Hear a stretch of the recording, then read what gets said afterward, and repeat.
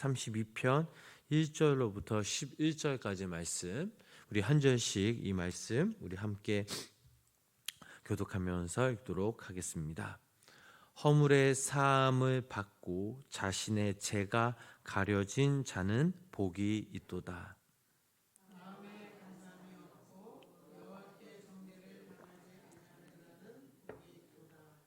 내가 입을 열지 아니할 때에 종일 신음함으로 내 뼈가 쇠하였도다.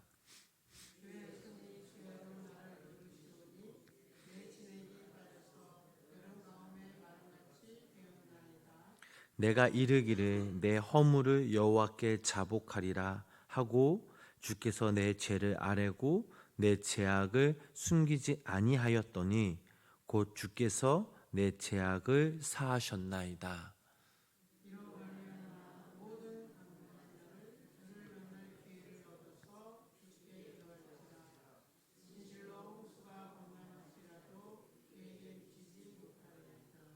주는 나의 은신처이오니 한란에서 나를 보호하시고 구원의 노래로 나를 두르시리이다.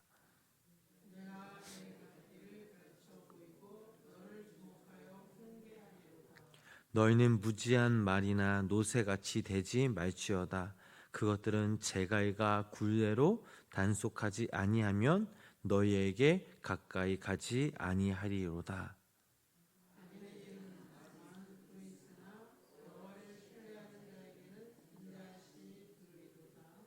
너희 의인들아 함께 읽겠습니다. 여호와를 기뻐하며 즐거워할지어다. 마음이 정직한 너희들아 다 즐거이 외칠지어다. 아멘. 오늘 하루도 하나님을 신뢰하시고 또 하나님의 인자하심이 우리 성도님들 삶 가운데 함께 하시길 주님의 이름으로 간절히 축원합니다. 오늘 저희들 읽은 시편 32편은 다윗의 마스길이라고 이렇게 표현됩니다. 성경을 보시면 여기 다윗의 마스길이라고 이렇게 적혀 있죠. 그러면 마스길은 무엇이냐? 바로 교훈시를 말하고 있습니다. 시편 중에 마스길, 즉 이 교훈시는 13번이나 나옵니다. 무엇을 교훈하려는 것일까요? 이것을 우리가 알기 위해서는 이 시의 배경이 되는 우리가 밧세바 그 사건을 잘 기억하고 알아야 합니다. 다윗이 왕이 되었고 또 그를 통제할 수 있는 사람은 이 땅에 아무도 없었습니다. 그래서 그는 자신이 있었고 자신 마음대로 할 수 있었습니다. 그러나 어느 날 전쟁이 나서 많은 장수와 군사들이 전쟁터로 나갔습니다. 늦은 밤 다윗은 성전의 그 담을 거닐고 있었는데 저 아래서 목욕하는 그 한 여인을 보게 됩니다. 바로 밧세바라 하는 그런 여인이었고 그는 자신의 장수인 바로 우리아의 아내였습니다. 그럼에도 불구하고 다윗은 우리아의 아내인 이 밧세바를 자신의 아내로 맞이하였고 그 과정에서 억울하게 우리아를 죽였습니다. 그의 신하들 가운데 아무도 이 일에 대하여 말하지 않았습니다. 다윗 자신도 내가 왕인데 이 정도에 어떻겠냐 싶어 조용히 덮어 두었습니다. 다윗도 이 일로 인해 마음이 괴롭고 답답할 때가 분명 있었습니다.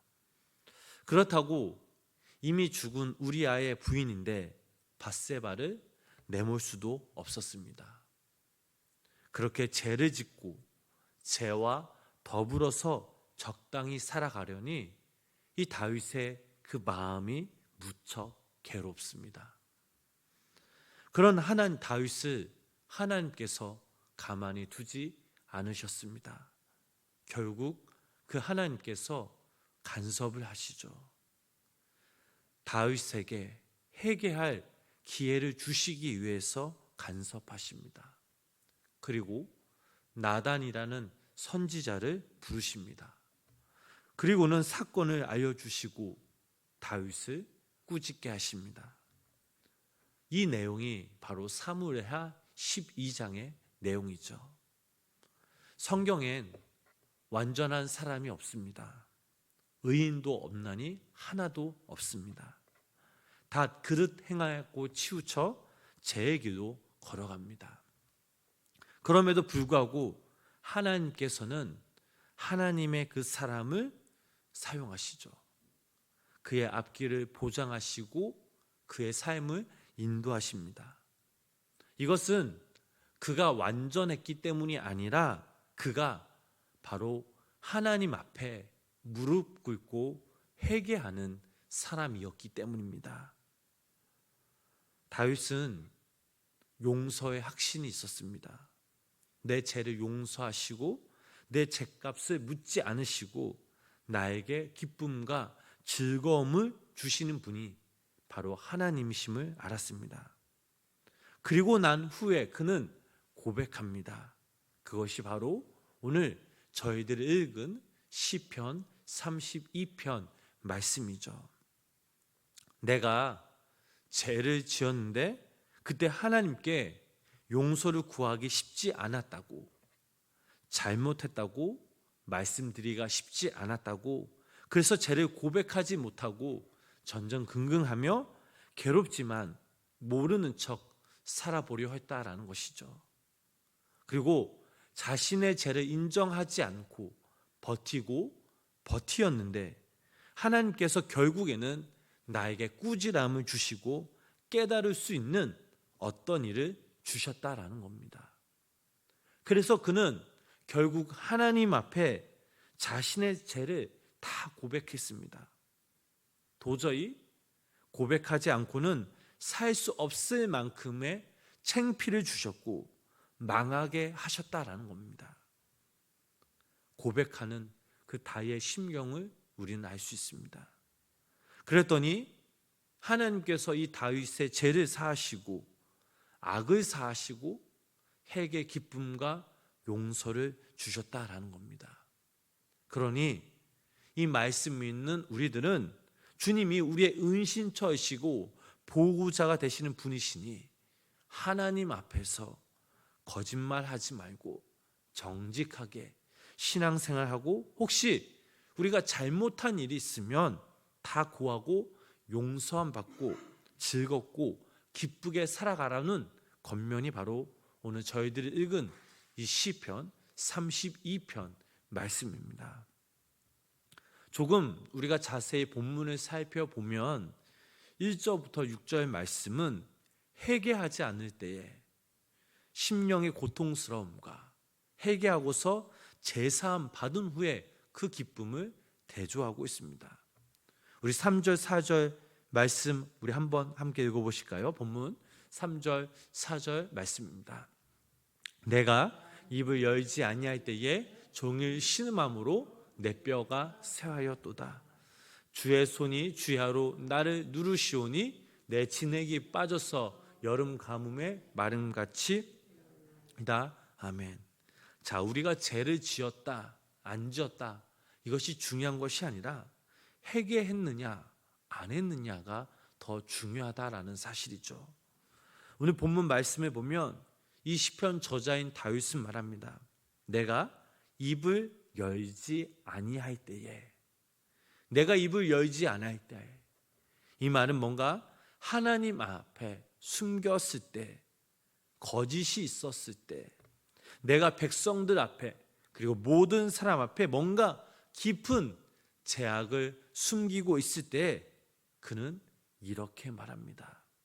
종일 신음함으로 내 뼈가 쇠하였도다. 뼈가 쇠했다. 성경에 보면 이 고통에 대해서 뼈가 마른다, 뼈의 진액이 마른다, 뼈가 어떻다고 하는 일, 뼈가 쑤신다라고 늘 말하고 있습니다. 뼈는 히브리의 원문을 보면 척추입니다.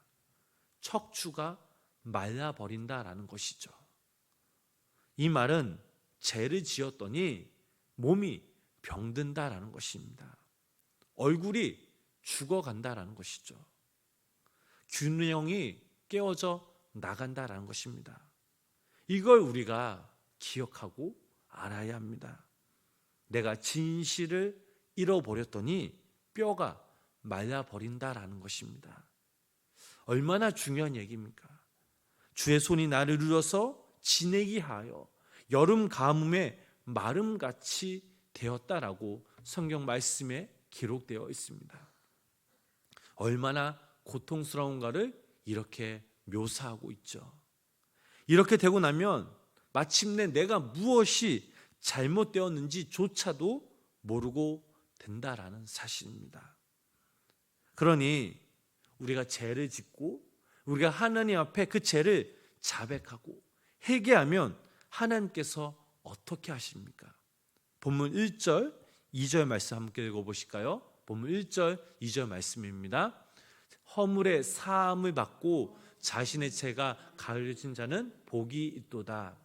마음에 간사함이 없고 여호와께 정죄를 당하지 아니하는 자는 복이 있도다. 아멘. 5절 말씀 읽어보시겠습니다. 계속해서 5절 말씀 읽어보겠습니다. 본문 5절 말씀입니다. 내가 이르기를 내 허물을 여호와께 자복하리라 하고 주께서 내 죄를 아뢰고 내 죄악을 숨기지 아니하였더니 곧 주께서 내 죄악을 사하셨나이다. 아멘. 어떻게 하신다는 겁니까? 사해 주시고 가리워 주신다.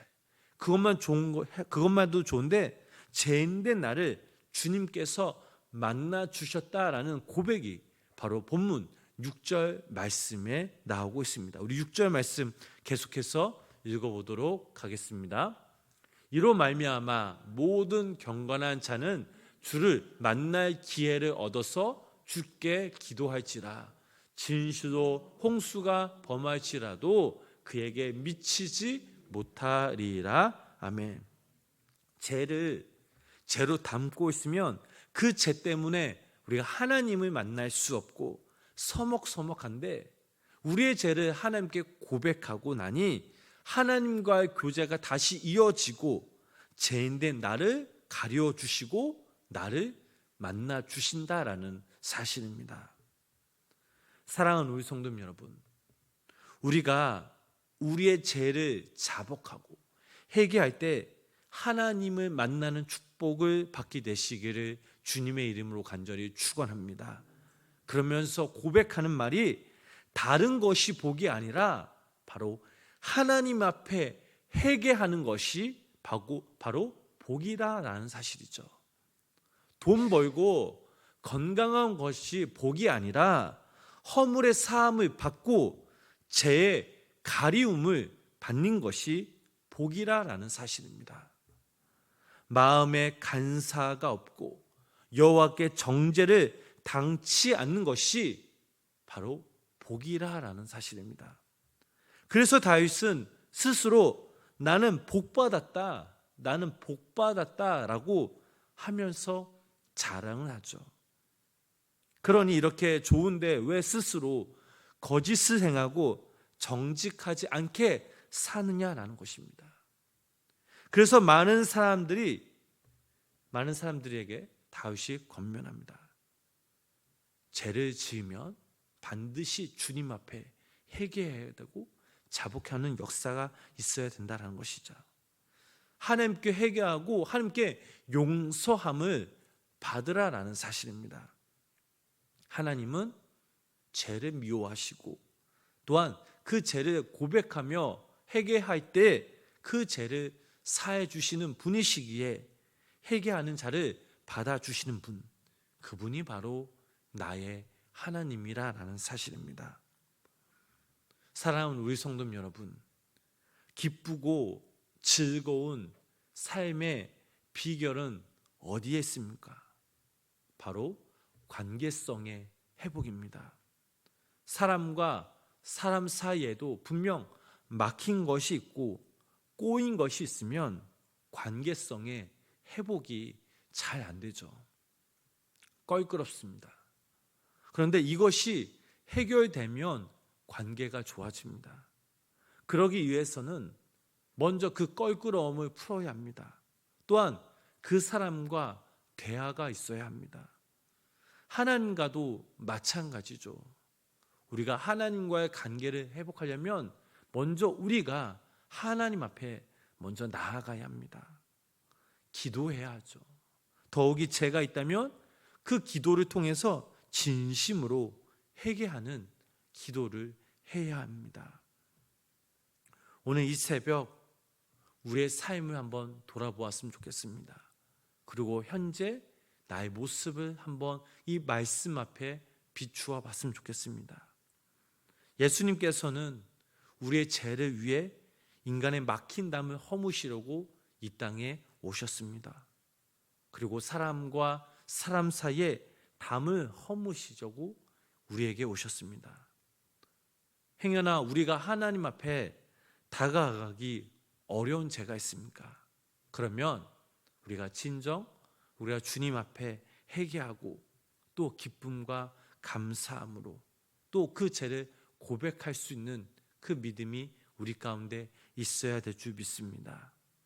우리가 매 순간순간마다 이 다윗과 같은 그 마음으로 하나님 앞에 우리의 죄를 고백하고 또 하나님께서 우리의 죄를 용서해 주시고, 물론 우리가 그 죄에 대한 합당한 그런 하나님께 주신 그 벌은 당연히 받아야겠지만, 그러나 이게 중요한 것이 아니라 회개의 기쁨, 또 하나님께서 우리를 구원케 해주시는 그 감사, 또 용서의 확신을 우리가 오늘 하루 이 땅에서 가지고 살아갈 때 하나님께서 오늘 하루도 우리 성도님과 함께하여 주시고 지켜주시고 인도하심을 고백하며 기쁨과 또 함께 영광 돌리는 삶을 살아가시는 귀한 믿음의 성도님의 삶이 되시길 주님의 이름으로 간절히 축원합니다.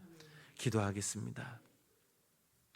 사랑의 하나님, 오늘도 이 새벽 우리가 말씀 앞에 우리의 자신의 모습을 또 우리의 마음을 하나님 바라봅니다.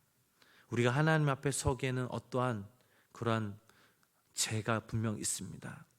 오늘도 이 새벽 우리가 그 죄를 고백할 수 있는 믿음을 우리에게 주셔서 오늘도 이 시간 우리의 입술을 열어서 마음의 문을 열어서 우리의 죄를 고백할 수 있는, 또 그 죄를 고백할 때 하나님께서 우리의 죄를 사하시고 용서해 주시고 우리를 긍휼히 여겨주시는 믿음이 우리 가운데 있게 하여 주시옵소서. 하나님, 오늘도 이 새벽 하루 첫 시작을 깨우게 하심에 감사를 드립니다. 매일매일 주님의 전에 나와 새벽 제단을 쌓는 우리 성도님들 한 영혼 한 영혼 귀히 여겨주시고, 또 아버지 하나님 그 마음, 아버지 하나님 그 예배 받아주셔서 오늘 하루도 이 예배의 능력과 예배의 힘과 또 아버지 하나님 말씀의 권세로 우리가 기쁨으로 감사함으로 살아갈 수 있는 우리 모두가 되게 하여 주시옵소서. 매일매일 새벽전을 찾아 하나님께 간구하며 부르짖으며 기도하는 기도 제목들이 분명 있습니다. 내 힘과 내 지혜와 내 능력으로 해결할 수 없는 그 문제들, 하나님 오늘도 이 시간 우리가 주님 앞에 고백하며 또 우리가 간구하며 기도하며 나아가오니 하나님 우리의 기도에 기울여 주시고 당신의 때에 당신의 방법으로 우리 기도 제목들이 응답받게 하여 주시옵소서. 예수님의 이름으로 간절히 기도드렸습니다. 아멘. 우리 찬송가 369장